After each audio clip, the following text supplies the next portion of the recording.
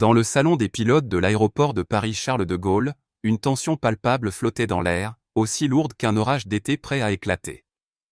La capitaine Thérèse Laurent, une femme d'une cinquantaine d'années aux cheveux grisonnants tirés en un chignon impeccable, serrait son téléphone avec une force presque mécanique, sa voix teintée d'une indignation à peine contenue. « Sécurité, venez immédiatement au salon des pilotes. » ordonna-t-elle, les yeux fixés sur un adolescent assis dans un coin, un garçon à la peau sombre qui semblait absorbé par un documentaire diffusé sur l'écran de télévision. « Il y a un intrus ici, probablement avec un badge falsifié. C'est une violation grave. » Sans attendre de réponse, elle raccrocha et se tourna brusquement vers le jeune homme, son regard perçant comme une lame.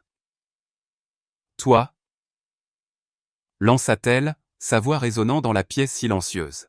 « Po, cet endroit n'est pas pour toi. Sors d'ici, tout de suite. »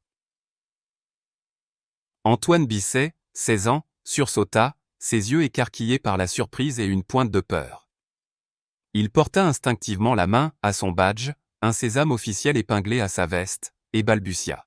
« Dis, madame, je suis autorisé à être ici.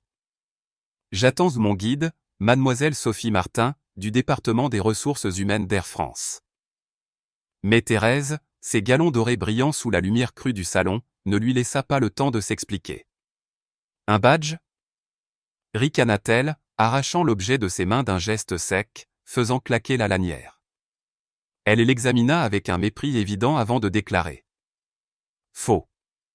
Je le savais. Un gamin comme toi n'a rien à faire dans une zone réservée aux pilotes. Sécurité, maintenant. » Antoine, figé sur place, sentit son cœur s'accélérer. Il n'était qu'un étudiant passionné, un garçon qui avait grandi avec des rêves d'avion et de cieux infinis, et voilà qu'il se retrouvait accusé comme un criminel, sous les regards curieux et suspicieux des quelques pilotes et membres du personnel présents. La pièce, élégante avec ses fauteuils en cuir et ses grandes baies vitrées donnant sur les pistes, semblait soudain oppressante, comme si les murs se refermaient sur lui. Il tenta de garder son calme, se souvenant des mots de son père, Victor Bisset, un homme qu'il admirait plus que quiconque. « Antoine, quoi qu'il arrive, reste digne. La vérité finit toujours par triompher. » Mais à cet instant, la vérité semblait bien loin. Thérèse, avec ses 25 ans de carrière chez Air France, incarnait une autorité incontestable, et ses paroles portaient le poids d'une sentence. « Tu penses que tu peux te faufiler ici avec un faux badge ?» poursuivit-elle, sa voix montant d'un ton. « C'est une atteinte à la sécurité aérienne. Sais-tu ce que cela signifie ?» Antoine, les mains tremblantes, leva les yeux vers elle, tentant de répondre avec respect. « Madame, je fais partie du programme d'exploration de carrière d'Air France. Mon badge est valide, je vous assure. Mademoiselle Martin m'a dit d'attendre ici. » Mais Thérèse balaya ses explications d'un geste dédaigneux. « Des excuses. Toujours des excuses. » siffla-t-elle, croisant les bras, son uniforme impeccable renforçant son aura d'autorité. Autour d'eux, l'atmosphère s'alourdissait. Claire Dubois, une jeune employée de la réception du salon, observait la scène depuis son comptoir, son visage marqué par l'hésitation. Elle avait vu mademoiselle Sophie Martin accompagner Antoine plus tôt dans la matinée, lui remettant le badge avec un sourire encourageant. Mais face à l'assurance écrasante de Thérèse, Claire n'osait pas intervenir. Elle baissa les yeux, triturant nerveusement un stylo, espérant que quelqu'un d'autre prendrait la parole. À quelques mètres, Marc Lefebvre, un jeune copilote récemment promu, se tenait près de la machine à café, mal à l'aise. Il avait toujours admiré Thérèse pour son expérience, mais quelque chose dans son ton, dans son regard, le dérangeait. Il se souvenait d'une fois où elle avait fait une remarque déplacée sur un collègue d'origine maghrébine, un incident qu'il avait préféré oublier.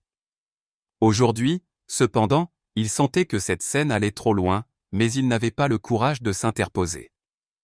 Les autres pilotes présents, absorbés par leur conversation ou leur téléphone, jetaient des regards furtifs, certains amusés, d'autres indifférents, mais aucun ne bougeait. Antoine, seul face à cette tempête d'accusations, sentit une boule se former dans sa gorge. Il n'avait jamais imaginé que son premier jour dans le programme d'Air France, un rêve qu'il caressait depuis l'enfance, se transformerait en cauchemar. Depuis qu'il était petit, il passait des heures à observer les avions décoller depuis la fenêtre de sa chambre, dans leur appartement modeste de la banlieue parisienne. Il pouvait reconnaître un Airbus A320 d'un Boeing 737 rien qu'au son de leur moteur. Ses nuits étaient remplies de simulations de vol sur son ordinateur, et ses murs couverts de schémas d'avions et de posters des grands pionniers de l'aviation, comme Antoine de Saint-Exupéry, dont il portait fièrement le prénom. Ce badge, qu'il avait gagné après un concours rigoureux où il avait surpassé des centaines de candidats grâce à une dissertation passionnée, était plus qu'un simple morceau de plastique.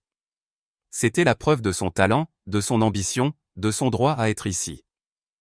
Pourtant, sous le regard accusateur de Thérèse, il se sentait comme un imposteur, un étranger dans un monde qu'il avait toujours cru pouvoir conquérir. « Je ne suis pas un intrus », insista-t-il, sa voix tremblante mais déterminée. « Appelez mademoiselle Martin, elle pourra tout expliquer. » Thérèse, cependant, ne l'écoutait pas. Elle s'avança vers lui, son visage dur, et pointa un doigt accusateur. « Tu crois que je vais perdre mon temps à vérifier tes histoires ?» lança-t-elle, assez fort pour que tout le salon l'entende. « Des gamins comme toi, avec des badges douteux, c'est comme ça que les problèmes commencent. Sécurité, où êtes-vous » À cet instant, la porte du salon s'ouvrit avec fracas, et deux agents de sécurité entrèrent, leurs uniformes gris renforçant l'atmosphère oppressante. L'un d'eux, un homme robuste nommé Pierre, s'approcha d'Antoine avec un regard sévère mais professionnel. « Jeune homme, dit-il, montre-nous ton badge et explique-toi. » Antoine, le cœur battant, tendit la main pour récupérer son badge, mais Thérèse le serra fermement, refusant de le rendre. « Guillaume, c'est une contrefaçon, déclara-t-elle avec assurance. « Vous vérifiez ses affaires, fouillez-le. Nous ne pouvons pas prendre de risques. » La foule autour commença à murmurer, certains pilotes hochant la tête en signe d'approbation, d'autres échangeant des regards gênés. Claire, toujours derrière son comptoir, sentit une vague de culpabilité l'envahir. Elle savait qu'Antoine disait la vérité, mais la peur de contredire une figure aussi imposante que Thérèse la paralysait. Marc, quant à lui, fit un pas en avant, puis s'arrêta, son courage vacillant. Peut-être qu'on devrait vérifier avec les RH, murmura-t-il, mais sa voix fut noyée par le brouhaha. Antoine, acculé, sentit la panique monter. Ses mains tremblaient alors qu'il sortait son téléphone, ses doigts glissant sur l'écran. « Il vous plaît, dit-il, sa voix se brisant, laissez-moi appeler mon père. Il peut tout expliquer. » Thérèse ricana, croisant les bras avec un sourire narquois. « Ton père » dit-elle, sa voix dégoulinante de mépris. « Je parie qu'il travaille aux cuisines ou au ménage ici. Appelle-le, mais ça ne changera rien. Tu n'as rien à faire dans ce salon. » Ces mots, cinglants comme une gifle, firent vaciller Antoine. Il sentit les regards des autres, comme des aiguilles perçant sa peau, le transformant en un spectacle, un accusé sans défense. Pourtant, il refusa de baisser les yeux. Il pensa à son père, Victor Bisset, un homme qui avait gravi les échelons jusqu'à devenir un haut responsable et à la direction générale de l'aviation civile, DGAC. Victor lui avait toujours appris à ne jamais céder face à l'injustice, à tenir bon, même quand tout semblait perdu. Antoine composa le numéro de son père, chaque sonnerie résonnant comme un conte à rebours dans le silence oppressant du salon. À l'autre bout, la voix familière et rassurante de Victor répondit enfin, « Antoine, que se passe-t-il » Le garçon, luttant contre les larmes, murmura, « Papa, ils disent que j'ai un faux badge. Ils veulent me chasser. Je ne sais pas quoi faire. » Il y eut un bref silence, puis la voix de Victor, ferme et déterminée, retentit, « Reste calme, mon fils. J'arrive tout de suite. » Thérèse, entendant la conversation, haussa un sourcil, son sourire moqueur s'élargissant. « Oh, quel drame, lança-t-elle, s'adressant à la foule. Son père va venir jouer les héros. Mais ça ne change rien. Cet endroit était réservé aux professionnels, pas aux gamins qui se prennent pour des pilotes. Les murmures s'intensifièrent, certains pilotes riant doucement, d'autres détournant le regard, mal à l'aise. Claire, derrière son comptoir, sentit son cœur se serrer. Elle savait que Sophie Martin reviendrait bientôt, mais le temps semblait s'étirer à l'infini. Marc, quant à lui, serra les poings, frustré par sa propre inaction. Il voulait parler, dire quelque chose, mais la peur de défier Thérèse le retenait.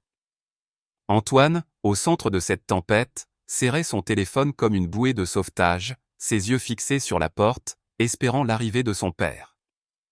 Chaque seconde semblait une éternité, chaque regard un poids supplémentaire sur ses épaules. Il savait que son rêve, celui de voler un jour dans le ciel de France, était en jeu. Et pourtant, au fond de lui, une petite flamme de détermination refusait de s'éteindre. Il se répétait les mots de son père. La vérité finit toujours par triompher. Mais à cet instant, alors que les agents de sécurité s'approchaient, leur visage impassible, Antoine se demandait si la vérité arriverait à temps pour le sauver de cet orage de préjugés. Le salon des pilotes de l'aéroport Paris-Charles de Gaulle vibrait d'une tension presque tangible, comme l'air chargé d'électricité avant un orage. La capitaine Thérèse Laurent, ses galons dorés scintillant sous les néons, se tenait au centre de la pièce, son regard perçant fixé sur Antoine Bisset, l'adolescent qu'elle avait accusé d'intrusion. « Cet endroit n'est pas un terrain de jeu », lança-t-elle, sa voix tranchante résonnant contre les murs vitrés du salon. Ce garçon est une menace potentielle pour la sécurité aérienne. Il doit être expulsé immédiatement. Les deux agents de sécurité, Pierre et son collègue Jacques, échangèrent un regard incertain, mais sous la pression de l'autorité de Thérèse, ils s'approchèrent d'Antoine, leurs pas lourds y résonnant sur le sol poli. Antoine, 16 ans, serrait encore son téléphone, le cœur battant à tout rompre. Ses yeux, pleins d'une détresse contenue, balayaient la pièce, cherchant un signe de soutien, mais il ne rencontrait que des regards froids ou indifférents. « Je ne suis pas un intrus », répéta-t-il, sa voix tremblante mais ferme. « Appelez mademoiselle Sophie Martin, elle confirmera que je suis autorisé à être ici. » Thérèse ricana, croisant les bras avec un air de supériorité. « Toujours les mêmes excuses, dit-elle, s'adressant autant à Antoine qu'à la foule qui s'était rassemblée. Un faux badge, une histoire inventée. C'est exactement ce que font ceux qui veulent infiltrer nos zones sécurisées. » À quelques pas, Claire Dubois, la réceptionniste, triturait nerveusement un dossier sur son comptoir. Elle savait que Sophie Martin, du département des ressources humaines d'Air France, avait accompagné Antoine dans le salon ce matin-là. Elle avait vu Sophie remettre le badge à Antoine, lui indiquant un siège avec un sourire rassurant avant de s'éclipser pour une réunion urgente. Claire sentit une boule se former dans son estomac. Elle voulait parler, corriger cette injustice évidente, mais la présence imposante de Thérèse, une figure respectée dans l'aéroport, la paralysait. Elle baissa les yeux, espérant que Sophie reviendrait avant que la situation ne dégénère davantage. À l'autre bout de la pièce, Marc Lefebvre, le jeune copilote, serrait sa tasse de café si fort que ses jointures blanchissaient. Il avait toujours admiré Thérèse pour son expérience, mais aujourd'hui, ses mots lui semblaient injustes, teintés d'un préjugé qu'il ne pouvait ignorer. Il se souvenait d'une conversation dans le cockpit, où Thérèse avait fait une remarque désobligeante sur un mécanicien d'origine africaine, un incident qu'il avait préféré oublier. Maintenant, face à Antoine, il sentait la honte monter en lui. « Peut-être qu'on devrait vérifier avec les RH, murmura-t-il à un collègue à côté, mais sa voix fut noyée par le brouhaha croissant. Soudain, une voix claire et autoritaire coupa l'atmosphère tendue. « Qu'est-ce qui se passe ici ?» Une femme élégante, Madame Élise Dubois, une passagère VIP en transit pour un vol vers New York, venait d'entrer dans le salon. Vêtue d'un tailleur impeccablement coupé, elle portait une aura de confiance et de raffinement. Élise, une femme d'affaires respectée, avait l'habitude de fréquenter les salons VIP et connaissait bien les protocoles aéroportuaires. En voyant d'Antoine, visiblement terrifiée, entourée par les agents de sécurité, elle fronça les sourcils. « Pourquoi traitez-vous ce jeune homme comme un criminel ?» demanda-t-elle, s'adressant directement à Thérèse. La capitaine, surprise par cette intervention, se raidit. « Madame, ceci ne vous concerne pas, répondit-elle sèchement. Cet individu n'a pas sa place ici. Il représente un risque pour la sécurité. Élisa haussa un sourcil, son regard perçant. Un risque, répéta-t-elle, sa voix teintée d'ironie. Ce garçon semble terrifié, pas menaçant. Avez-vous vérifié ses autorisations avant de porter de telles accusations? La foule murmura, et pour la première fois, Thérèse sembla perdre un peu de son assurance. Elle se tourna vers les agents de sécurité. Fouillez-le et sortez-le d'ici, ordonna-t-elle, ignorant l'intervention d'Élise. Antoine, acculé, sentit la panique monter. Il repensa à son parcours, à tout ce qu'il avait fait pour arriver ici. Depuis son enfance dans un quartier populaire de Saint-Denis, il avait toujours été fasciné par les avions. Il passait des heures à la bibliothèque municipale, dévorant des livres sur l'aérodynamique, mémorisant les détails des cockpits de Boeing et d'Airbus. Son père, Victor Bisset, un haut responsable à la DGAC, lui avait offert son premier simulateur de vol à l'âge de 10 ans, un cadeau qui avait transformé sa passion en obsession. Antoine avait passé des nuits entières à pratiquer des décollages, des atterrissages, et même des scénarios d'urgence, sous le regard bienveillant de sa mère, qui le grondait gentiment pour qu'il aille se coucher. Ce programme d'Air France, pour lequel il avait rédigé une dissertation qui lui avait valu une place parmi des centaines de candidats, était l'aboutissement de ses années de travail acharné. Et maintenant, tout cela risquait de s'effondrer, à cause d'une accusation infondée, d'un regard empli de préjugés. Alors que les agents de sécurité s'approchaient, Pierre, le plus âgé des deux, tendit la main vers Antoine. « Donne-moi ton badge, dit-il, son ton professionnel mais ferme. Antoine, le cœur serré, tenta de récupérer son badge des mains de Thérèse, mais elle le tenait toujours, le brandissant comme une preuve de culpabilité. « C'est une contrefaçon, insista-t-elle. Vérifiez ses affaires, il pourrait cacher quelque chose. » Antoine, désespéré, leva les yeux vers Claire, espérant qu'elle intervienne. La jeune femme, rongée par la culpabilité, fit un pas hésitant en avant. « Capitaine Laurent, Kika, dit-elle timidement.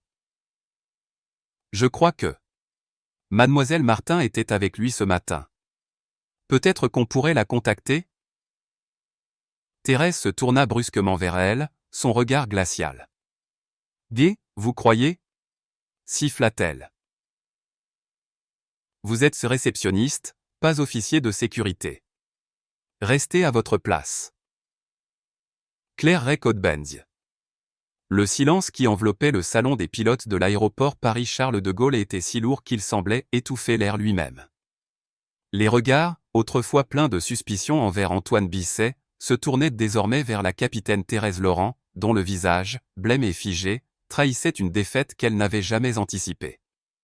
Victor Bisset, administrateur respecté de la Direction générale de l'aviation civile, DGAC, se tenait au centre de la pièce, son autorité naturelle imposant un calme presque solennel. « Capitaine Laurent, déclara-t-il, sa voix résonnant avec une fermeté inébranlable, vos actions aujourd'hui ne sont pas seulement une insulte envers mon fils, Antoine, mais une atteinte grave à l'éthique et aux valeurs de l'industrie aéronautique. Je suspends immédiatement vos fonctions, en attendant d'une enquête complète menée par la DGAC et Air France. » Chaque mot, prononcé avec une précision d'acier, semblait clouer Thérèse sur place. Elle ouvrit la bouche, cherchant à répondre, mais aucun son ne sortit. Ses épaules, autrefois droites et fières, s'affaissèrent sous le poids de la honte. Les deux agents de sécurité, Pierre et Jacques, échangèrent un regard, puis s'avancèrent vers elle. « Capitaine Laurent, veuillez nous suivre. » dit Pierre, son ton professionnel mais dénué de chaleur. Thérèse, les yeux baissés, marcha entre eux, ses pas lents et hésitants, comme si chaque mouvement lui coûtait un effort immense. La foule, composée de pilotes et de membres du personnel, observa son départ en silence, certains avec une déception évidente, d'autres avec une gêne palpable. Ce n'était pas seulement la chute d'une pilote respectée, mais un rappel brutal que l'arrogance et les préjugés pouvaient détruire en un instant une carrière bâtie sur des décennies. Antoine, debout aux côtés de son père, sentit enfin la tension dans sa poitrine se relâcher. Son cœur, qui battait à tout rompre quelques minutes plus tôt, retrouvait un rythme plus calme. Il regarda Victor, dont les yeux sévères s'adoucirent en croisant les siens. « Antoine, » murmura son père, posant une main rassurante sur son épaule, « je suis tellement fier de toi. Tu as tenu bon face à une injustice cruelle, et tu as gardé ta dignité. » Ces mots, simples mais chargés d'amour, firent monter des larmes aux yeux d'Antoine. Il hocha la tête, incapable de parler, submergé par un mélange de soulagement et de gratitude. À cet instant, une silhouette s'avança parmi la foule encore silencieuse. C'était la capitaine Aïssata Ndiaye, une pilote d'origine sénégalaise, connue non seulement pour ses compétences exceptionnelles aux commandes d'un Airbus A350, mais aussi pour son engagement en faveur de l'égalité dans l'industrie aéronautique. Son uniforme impeccablement repassé et son sourire chaleureux contrastaient avec l'atmosphère lourde qui régnait encore. « Antoine, » dit-elle, sa voix douce mais assurée, « je suis Aïssata Ndiaye. Ce que tu viens de vivre est inacceptable, mais je veux que tu saches une chose, le ciel est vaste, et il y a une place pour toi là-haut. Veux-tu venir voir le cockpit de l'avion que je pilote aujourd'hui ?» Les yeux d'Antoine s'illuminèrent, une étincelle d'excitation perçant la douleur des dernières heures. Il jeta un regard à son père, qui lui adressa un léger hochement de tête approbateur. « Vas-y, mon fils. » dit Victor avec un sourire. « C'est ton moment. » Alors qu'Antoine suivait Aïssata vers la porte du salon, Claire Dubois, la réceptionniste, s'approcha timidement. « Antoine, » murmura-t-elle, ses joues arrosies par la gêne, « je suis désolée de ne pas avoir parlé plus tôt. J'ai vu mademoiselle Martin t'accompagner, mais, j'ai eu peur. » Antoine, malgré la douleur qu'il ressentait encore, lui offrit un sourire compréhensif. « Ce n'est pas grave, Claire. Je sais que ce n'était pas facile. Merci d'avoir voulu aider. » Claire, visiblement soulagée, hocha la tête, ses yeux brillants de gratitude. À quelques pas, Marc Lefebvre, le jeune copilote, s'avança à son tour. « Antoine, » dit-il, la voix tremblante, « j'aurais dû dire quelque chose. Ce que Thérèse a fait, c'était injuste. Je te promets que je ferai mieux à l'avenir. » Antoine, touché par leur sincérité, sentit une chaleur nouvelle l'envahir. Ses excuses, bien que tardives, étaient un premier pas vers la réparation de ce qui avait été brisé. Il les remercia d'un signe de tête, puis suivit Aïssata dans le couloir menant au terminal. Le long du trajet vers l'avion, Aïssata partagea avec Antoine des bribes de son propre parcours. « J'ai grandi à Dakar, » raconta-t-elle, ses yeux pétillants d'une nostalgie douce. « Quand j'étais petite, je regardais les avions passer au-dessus de notre maison, et je me disais qu'un jour, je serais aux commandes. Mais ce n'était pas facile. J'ai dû affronter des doutes, des remarques, parfois des regards qui disaient que je n'avais pas ma place. »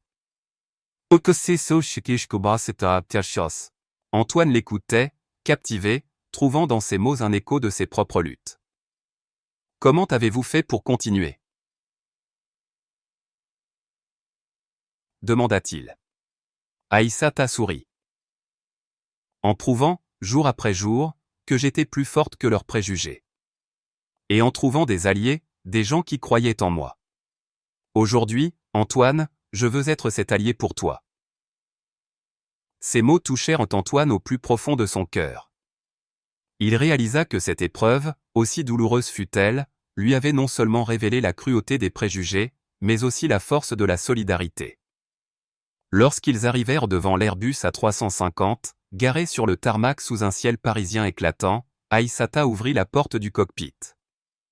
L'intérieur, avec ses panneaux de contrôle illuminés, ses écrans tactiles et ses rangées de boutons, semblait tout droit sorti d'un rêve. Antoine sentit son pouce accélérer, une vague d'excitation mêlée d'émotion le submergeant. « C'est ici que tout commence, Antoine, » dit Aïssata, posant une main sur son épaule. Le cockpit, c'est plus qu'un lieu de travail. C'est un espace où les rêves prennent vie, où chaque décision compte. Je crois que tu seras ici un jour, et je veux que tu te souviennes de ce moment. Antoine, les yeux brillants, hocha la tête. Merci, capitaine Odiaï, murmura-t-il. Je n'oublierai jamais. À cet instant, il comprit que cette expérience, bien qu'issue d'une injustice, avait renforcé sa détermination. Le ciel, qu'il avait toujours contemplé avec admiration, n'était plus seulement un rêve lointain, il était à portée de main. Pendant ce temps, Victor Bisset, de retour dans le salon des pilotes, s'adressait aux responsables d'Air France et de la DGAC qui l'avaient accompagné. Cet incident ne doit pas être un simple épisode isolé, déclara-t-il, sa voix empreinte d'une autorité calme mais résolue. Il révèle un problème systémique dans notre industrie. Les préjugés, qu'ils soient conscients ou non, n'ont pas leur place dans l'aviation. Je veux que la DGAC et Air France collaborent pour réviser toutes les procédures de formation et de sécurité, avec un accent particulier sur la sensibilisation à la diversité et à l'équité. Les officiels hochèrent dans la tête, conscients de l'importance de ces paroles. Victor poursuivit. Je propose également la création d'un programme national pour encourager les jeunes, quelles que soient leurs origines, à poursuivre leurs rêves dans l'aviation. Nous devons ouvrir les portes, pas les fermer. Cette initiative, ambitieuse mais nécessaire, fut accueillie avec un assentiment unanime. Les responsables d'Air France promirent de travailler main dans la main avec la DGAC pour mettre en œuvre ces changements, et Victor, en son fort intérieur, savait que ce combat était aussi personnel que professionnel. Il voulait un avenir où aucun enfant, comme son fils, n'aurait à subir l'humiliation qu'Antoine avait endurée. Quelques semaines plus tard, Antoine se retrouva sur une estrade, face à une salle comble lors d'un atelier organisé par la DGAC à l'École nationale de l'aviation civile, ENAC à Toulouse. Des dizaines de jeunes, venus de toute la France, l'écoutaient avec attention. Il raconta son histoire, non pas avec amertume, mais avec une force tranquille qui captivait l'auditoire. Ce jour-là, à l'aéroport, j'ai cru que mon rêve de devenir pilote s'effondrait, commença-t-il, sa voix claire et assurée. On m'a accusé à tort, jugé à cause de ma peau, de mon âge, de mon apparence. Mais grâce à mon père, à la capitaine Odiaï, et à ceux qui ont cru en moi, j'ai compris que les préjugés ne définissent pas qui nous sommes. Ce qui compte, c'est notre courage, notre travail, et notre foi en nos rêves. La salle éclata en applaudissements, certains jeunes essuyant discrètement des larmes.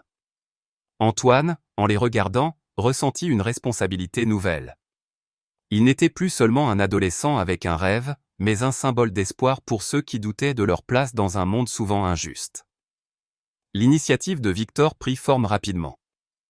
La DGAC lança le programme « Elle pour tous », offrant des bourses, des formations et des opportunités de mentorat à des jeunes issus de milieux divers. Antoine devint l'un des premiers ambassadeurs de ce programme, voyageant à travers la France pour partager son histoire dans des écoles, des lycées et des forums aéronautiques. À chaque discours, il terminait par une phrase qui résonnait dans les cœurs, « Le ciel n'appartient à personne, mais il est ouvert à tous ceux qui osent voler. Ne laissez jamais personne vous dire que vous n'avez pas votre place. » Ces mots, simples mais puissants, inspirèrent des centaines de jeunes à poursuivre leurs ambitions, qu'il s'agisse de devenir pilote, ingénieur ou contrôleur aérien. Antoine, autrefois victime d'une injustice, était devenu une voix pour le changement, prouvant que même les épreuves les plus douloureuses pouvaient mener à des transformations profondes. Quant à Thérèse Laurent, l'enquête de la DGAC et d'Air France révéla un historique troublant de comportements discriminatoires. Au cours des 5 dernières années, plusieurs plaintes avaient été déposées contre elle, allant de remarques déplacées à des accusations infondées envers des collègues et des passagers de couleur. Ces révélations, rendues publiques, marquèrent la fin de sa carrière chez Air France. Thérèse, autrefois une figure d'autorité, devint un exemple de ce que l'industrie ne pouvait plus tolérer. Sa chute, bien que douloureuse, envoya un message clair, personne, quel que soit son rang, n'était au-dessus des principes d'équité et de justice. Les aéroports français, sous l'impulsion de la DGAC, mirent en place des formations obligatoires sur la diversité et la lutte contre les préjugés, assurant que de tels incidents ne se reproduiraient plus. Pour Antoine, chaque pas en avant était désormais une célébration de sa résilience. Lors d'un vol d'entraînement organisé par Air France, il eut l'occasion de s'asseoir dans le simulateur de vol, sous la supervision d'Aïssata Ndiaye. Les commandes, les écrans, le bourdonnement des moteurs simulés, tout cela lui semblait familier, comme s'il était destiné à être là. Aïssata, observant son aisance, lui sourit. « Tu as l'étoffe d'un grand pilote, Antoine ?» dit-elle. « Continue à travailler dur, et un jour, je veux te voir aux commandes d'un vrai avion. » Antoine, le cœur gonflé de fierté, hocha la tête.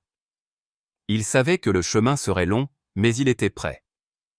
L'injustice qu'il avait subie n'était plus un fardeau, mais une force, un rappel qu'il pouvait surmonter n'importe quel obstacle. Alors qu'il quittait le simulateur, Antoine jeta un regard par la fenêtre, vers le ciel bleu qui s'étendait à l'infini. Il pensa à son père, à Aïssata, à Claire et Marc, qui avaient finalement trouvé le courage de s'excuser, et même à Élise Dubois, la passagère VIP dont l'intervention avait marqué un tournant. Chacun d'eux, à sa manière, avait contribué à restaurer sa foi en la justice et en la solidarité. L'histoire d'Antoine, née dans la douleur, était devenue une source d'inspiration, non seulement pour lui, mais pour une génération entière. Dans ce ciel vaste et exigeant, il savait qu'il avait sa place, et il était déterminé à y laisser sa marque. Car, comme son père le lui avait toujours dit, la vérité finit toujours par triompher, et les rêves, quand on les protège avec courage, finissent toujours par prendre leur envol. Je sais aussi c'est qui est. L'histoire d'Antoine Bisset, ce jeune adolescent confronté à une injustice brutale dans le salon des pilotes de l'aéroport Paris-Charles de Gaulle, m'a profondément ému par sa résonance universelle et son message d'espoir. Ce récit, loin d'être une simple anecdote, met en lumière une réalité douloureuse. Les préjugés peuvent frapper à tout moment, menaçant de briser des rêves en un instant. Mais au-delà de cette injustice, l'histoire d'Antoine révèle la force de la résilience, de la justice et de la solidarité, des valeurs profondément ancrées dans la culture française, où l'égalité et la fraternité sont des piliers fondamentaux. Ce qui m'a particulièrement touché, c'est la manière dont Antoine, malgré l'humiliation et la peur, a su rester digne, s'accrochant à sa passion pour l'aviation et à l'enseignement de son père, Victor Bisset, la vérité finit toujours par triompher. Cette phrase, simple mais puissante, résonne comme un mantra universel, nous rappelant que la persévérance face à l'adversité peut transformer une épreuve en triomphe. L'intervention de Victor, administrateur de la DGAC, est un autre moment marquant. Sa présence, à la fois autoritaire et protectrice, incarne l'idéal français de justice, où l'autorité n'est légitime que lorsqu'elle sert à défendre les plus vulnérables. Sa décision de suspendre Thérèse Laurent et d'initier une enquête montre que la responsabilité ne s'arrête pas au rang ou à l'expérience, mais exige une éthique irréprochable. Ce courage de faire respecter la justice, même face à une figure établie comme Thérèse, m'inspire à ne jamais détourner le regard devant une injustice, qu'elle soit grande ou petite. Dans la vie quotidienne, cela signifie oser intervenir lorsqu'un collègue est injustement critiqué, ou soutenir un ami face à une discrimination, même si cela demande de sortir de sa zone de confort. Le rôle de la capitaine Aïssata Ndiaye est tout aussi inspirant. En offrant à Antoine la chance de découvrir le cockpit, elle ne lui a pas seulement redonné confiance. Elle lui a montré qu'il existe des alliés prêts à tendre la main, même dans les moments les plus sombres. Son histoire personnelle, marquée par les défis d'une femme noire dans un milieu souvent dominé par d'autres, reflète une résilience qui transcende les frontières. En France, pays de diversité et d'histoire multiculturelle, Aïssata incarne l'idée que la fraternité, l'un des 3 piliers de la République, se manifeste par des gestes concrets de soutien et d'inclusion. Pour moi, cela m'incite à être plus attentif aux autres, à offrir mon aide à ceux qui doutent de leurs valeurs, que ce soit un collègue en difficulté ou un jeune cherchant sa voie. L'attitude de Claire et Marc, bien qu'imparfaite, est également riche d'enseignements. Leur hésitation initiale à défier Thérèse reflète une réalité humaine. La peur de s'opposer à une autorité peut paralyser même les bonnes intentions. Pourtant, leur décision finale de s'excuser et de reconnaître leurs erreurs montre qu'il n'est jamais trop tard pour changer.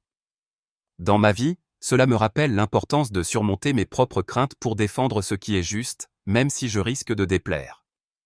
Que ce soit dans un cadre professionnel, en signalant une injustice au travail, ou dans un contexte social, en dénonçant une remarque discriminatoire lors d'un dîner, chaque pas compte pour construire un monde plus équitable.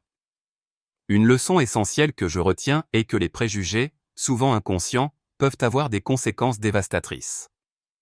Thérèse, avec ses années d'expérience, n'était pas à l'abri de ses propres biais, ce qui nous rappelle que l'introspection est cruciale, même pour ceux qui se croient irréprochables.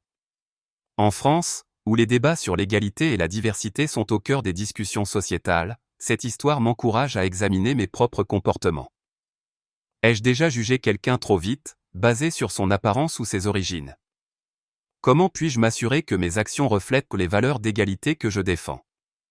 Cela m'incite à écouter plus attentivement, à poser des questions avant de tirer des conclusions, et à que l'article Toulon, continuing in next message.